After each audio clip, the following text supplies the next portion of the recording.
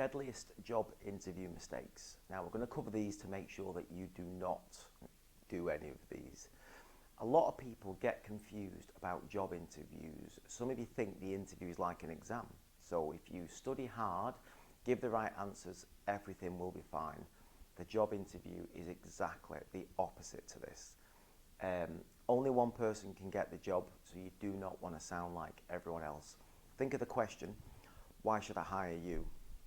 The answer that you're probably programmed to give is, you should hire me because I'm better qualified, hard-working, more eager to make a difference. Everyone else will give the same answer. Do not disappear into the deep blue sea of job seekers that a hiring manager interviews as you all start blurring into one.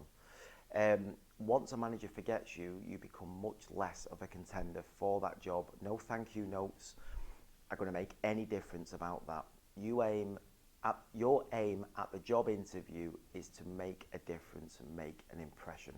So mistake one, do not neglect the basics. By this we mean be prepared for the job interview. Do not have your first question as, what does your company do then, for example.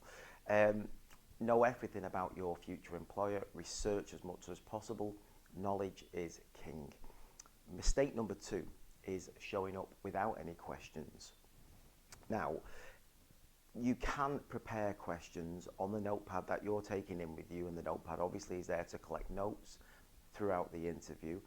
And you can always refer to these questions at the end of the interview if need be, but the best questions do arise organically throughout the interview discussion. Mistake three, this is the final one, do not grovel. Now this means cowering and begging. It means watching the interviewer's face to see how they react to your every word. It basically means not showing your true personality in order, and you're doing this in order to try and please the interviewer.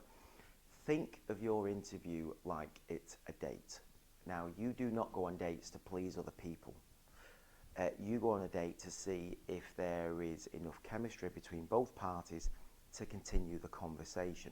A job interview works in exactly the same way. If the energy is right between both parties, now this is the date and the interview, you will have obviously a fantastic spark between each other, and more than likely you will have a brand new amazing job within a few weeks. If the energy is completely wrong, your mojo will not even flicker. Stick to the things that we've just discussed. Good luck in the interview. Don't make any of the mistakes. You will have a job in no time. I'll speak with you shortly.